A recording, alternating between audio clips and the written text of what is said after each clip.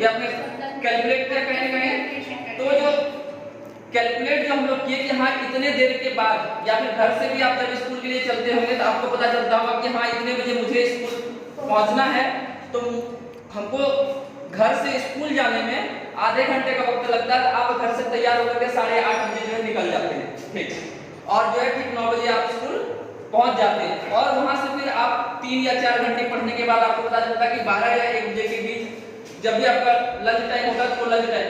तो ये सारा कैलकुलेशन जो हम लोग करते हैं क्या चीज का यूज होता है यहाँ पे?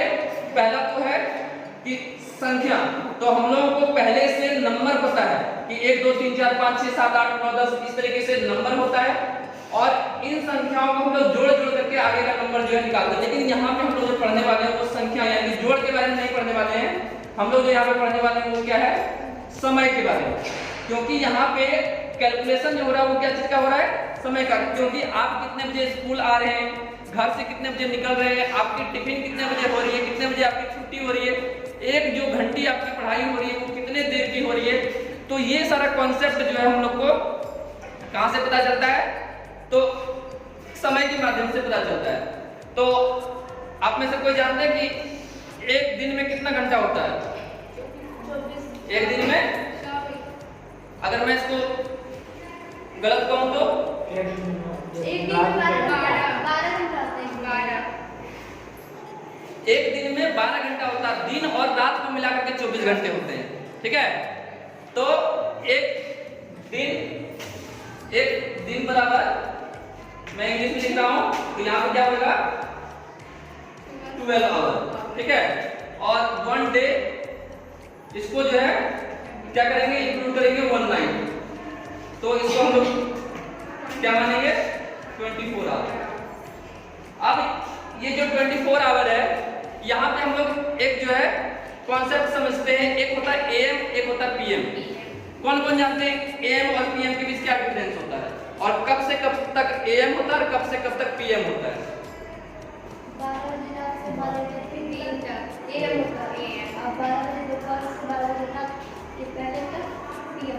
थोड़ा सा इसको अच्छा सुधार कीजिए थोड़ा सा। 12 बजे से 11 12:30 एएम 69 दिन और रात 39 12:30 12:30 कब?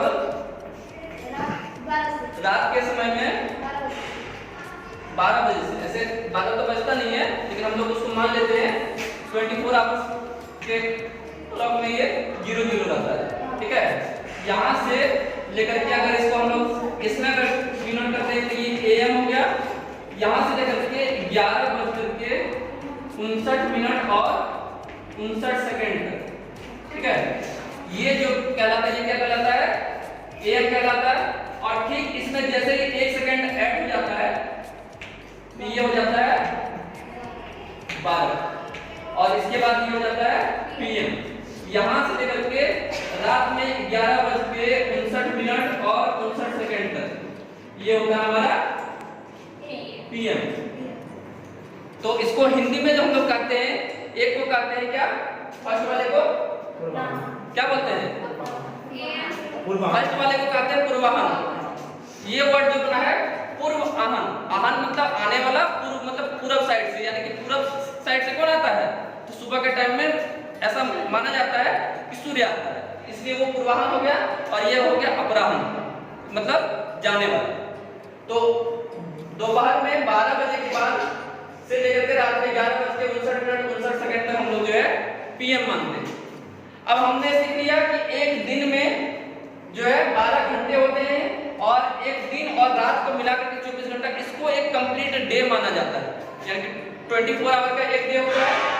अब जो हमारा होता है घड़ी, है ना, तो आपने इस तरीके से अपने घर में घड़ी देखी होगी।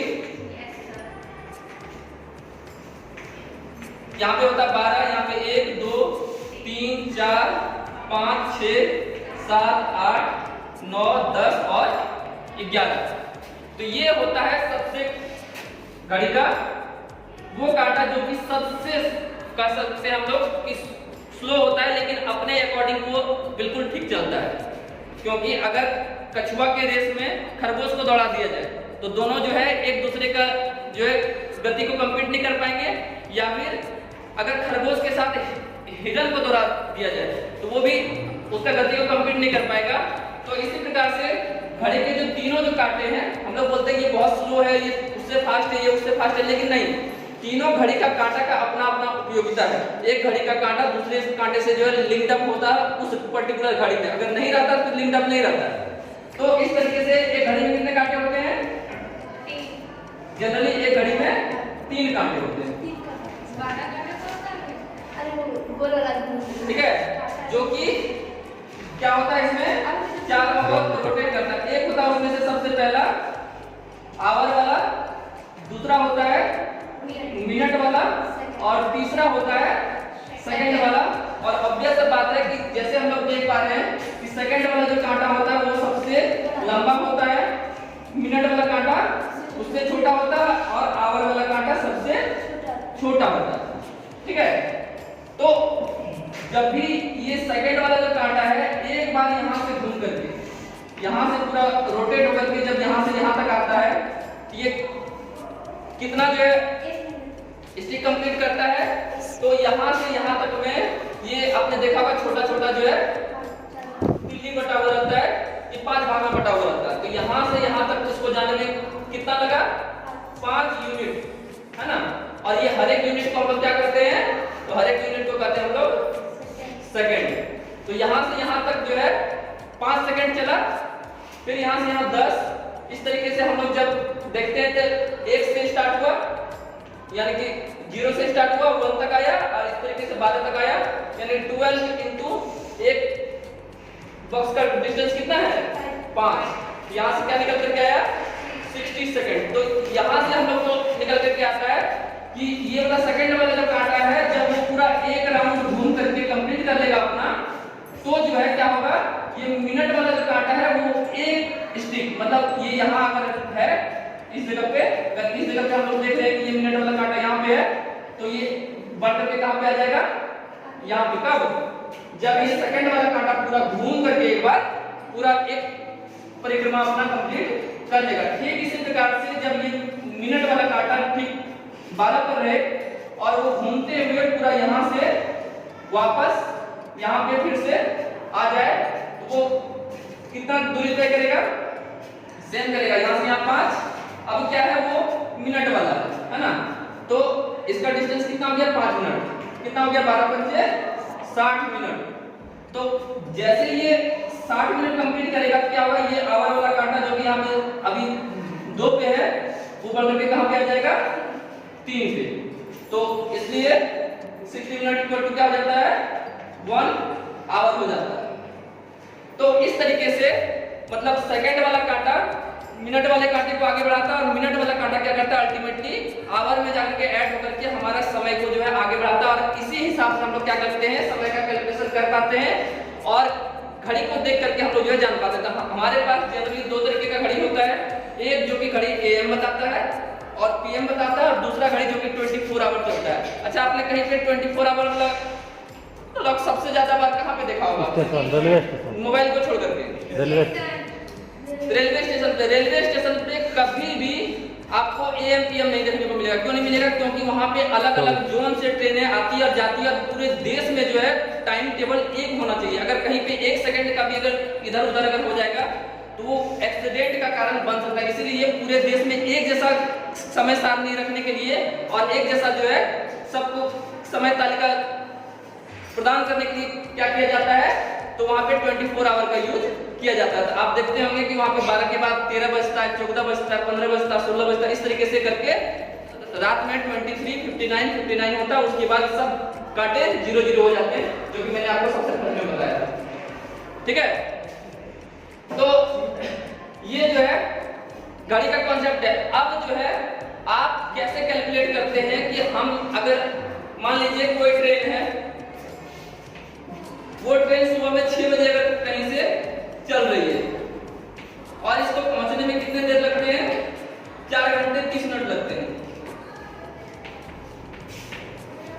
तो आप ये कैलकुलेट कैसे करेंगे? मान लीजिए कोई ट्रेन है जो कि यहाँ से जसीडीह स्टेशन से खुल रही है और वो ट्रेन पहुंच रही है हमारे कहाँ?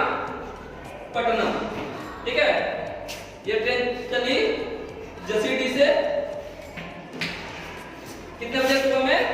6 बजे और वो पटना कितने बजे पहुंचेगी 4.5 घंटे के बाद। अभी समय नहीं दिया हुआ है, ठीक है, 4.5 घंटे के बाद। तो आपको बताना है कि ये ट्रेन पटना कितने बजे पहुंचेगी। 10:30। आपने क्या किया, मतलब आपने अपने माइंड में एक घड़ी का कॉन्सेप्ट बनाया सबसे पहले, और उस घड़ी में आपने क्या किया 6 बजे आया। तो जब भी हम लोग घड़ी में देखते हैं तो 6 होगा, यानी कि एक आवर वाला कांटा नीचे होगा और एक मिनट वाला कांटा सबसे ऊपर होगा। यहाँ पे जो है 6 हो गया, इसमें आपने क्या किया 4 आवर ऐड कर दिया। सिंपल, कितना होगा 6 और 4 10 AM। बाकी का क्या है 30 मिनट, इसमें 30 मिनट आपने ऐड और कर दिया। तो जो अगला जो घड़ी का जो कॉन्सेप्ट हमारे माइंड में आया वो इस तरीके से कुछ यहाँ पे 10:30 और ये मिनट वाला जो कांटा रहेगा इस जगह पे रहेगा, है ना। तो हमने यहाँ क्या निकाल दिया कि ये ट्रेन पटना कितने बजे पहुंचेगी 10:30 बजे। तो यहाँ पे आपको एडिशन का भी कॉन्सेप्ट जो है साथ ही साथ अप्लाई करना पड़ा, तो आप जो है एग्जैक्ट समय तक पहुंच पाए। अब अगर पूछा जाए कि इस ट्रेन को अगर खुलने में आधे घंटे की अगर देर हो जाती है, मतलब अभी वो कितने बजे चल रही है 6 बजे चल रही है, और इसको खुलने में आधे घंटे अगर और उसको लेट हो जाता है, तब ये ट्रेन पटना कितने बजे पहुंचेगी। तो हम लोग क्या करेंगे, सबसे पहले यहाँ पे आधा घंटा ऐड कर देंगे, यहाँ पे कितना हो जाएगा 6 के जगह पे 6:30। अब इस 6:30 में क्या करेंगे हम लोग 4:30 ऐड कर देंगे, 6:30 और 4:30 कितना हो जाएगा। अब देखिए यहाँ पे एक चीज और ध्यान रखने का चीज है जो कि बच्चे लोग अक्सर गलती करते हैं। यहाँ पे 30 है, यहाँ पे 30 है। नॉर्मल एडिशन में जब हम लोग 30 और 30 जोड़ देंगे कितना होता है, ये हो जाता है 60। लेकिन ये 60 होकर के यहाँ पे क्या होगा, वो आवर में कन्वर्ट होकर के 1 आवर बनेगा, है ना। नॉर्मली नंबर जब जोड़ते हैं जब तक कि 100 नहीं होता है अगले में हम लोग एडिशन नहीं करते, लेकिन यहाँ पे चूंकि हम लोग को 1 आवर में 60 मिनट ही होता है, इसलिए हमको क्या करना पड़ेगा 30 मिनट और 30 मिनट को मिला करके क्या करना पड़ेगा 1 आवर जो कैलकुलेट करके इसी में जोड़ना पड़ेगा। 6 और 4 10 और 1 11 बोलेंगे कि ये ट्रेन कितने बजे पहुंचेगी 11 बजे पहुंचेगी। तो हमने यहाँ पे क्या किया, आधा बढ़ा करके और उस साइड में भी आधा बढ़ा करके। अब अगर बोला जाए कि जो ट्रेन 6 बजे चल रही है, ठीक है, वो ट्रेन अगर 1 घंटा पहले खुल गई तब वो ट्रेन पटना कितने बजे पहुंचेगी, मतलब 6 बजे अभी खुल रही है और 1 घंटा पहले ही खुल गई वो ट्रेन।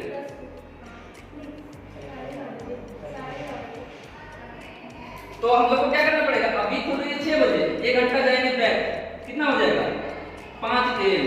अब इस 5 AM में क्या करना है, समय वही है 4.5 घंटा ही है, ठीक है। तो ऐड करेंगे कितना हो जाएगा 9.5 घंटा, यानी कि 9:30 AM। तो इस तरीके से हमने समय के साथ साथ घड़ी देखना भी सीख लिया, प्लस माइनस करना भी सीख लिया, साथ ही साथ जो है हम लोगों ने 24 आवर और 12 आवर का कॉन्सेप्ट भी अच्छे से समझ लिया। तो आई होप कि इस क्लास के माध्यम से घड़ी देखने में आपको दिक्कत नहीं होगी, 24 आवर का और 12 आवर का कॉन्सेप्ट भी आप बहुत अच्छे से जो है समझ पाएंगे। और साथ ही साथ अगर कोई सामने वाला पूछेगा आपसे कि कितना बजा है या कितना बजने में कितना मिनट बाकी है, तो ये भी किसी को बता पाएंगे। अक्सर आपके घर में आसपास में आपके मम्मी पापा दादा दादी कोई भी पूछते होंगे कितना बजा है, तो हम लोग घड़ी की ओर देखते तो हैं लेकिन बता नहीं पाते एग्जैक्ट कितना बजा है ना। तो घड़ी को समय बताने का भी एक तरीका होता है कि इतना बज के इतना मिनट हुआ है। जैसे अगर 10 से कुछ ही ज्यादा अगर हुआ हो तो मान लेते हैं कि 10:06 हुआ, क्या बनेगा 10:06 हुए हैं। या फिर अगर 10:15 अगर हो गया तो उसको 2 तरीके से हम लोग बोल सकते हैं कि अभी 10:15 बजे हैं या फिर 10:15 हुआ है। दूसरा तरीका क्या हो सकता है, आधा का कॉन्सेप्ट आता है, जैसे कि 10:30 बजे है, 9:30 बजे है, 1:30 बजे है। 1:30 मतलब 1 और आधा बोलते हैं, 3:30 बजे है यानी 3 और आधा, है ना। या फिर इतने बजने में इतने मिनट बाकी, जैसे 11 बजने में अगर 10 मिनट बाकी हो, क्या बोलते हैं 11 बजने में अभी 10 मिनट बाकी है। या फिर अगर 10:45 हुआ है क्या बोल सकते हैं उसको कि अभी 11 बजने में 15 मिनट बाकी है, या फिर 11:15 बजे। एक वर्ड होता है 11:15, एक होता सवा, है ना।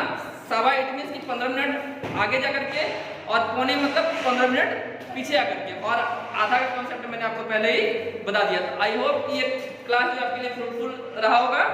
तो मिलते हैं अगली वीडियो में, तब तक के लिए अपना ख्याल रखिए। Thank you.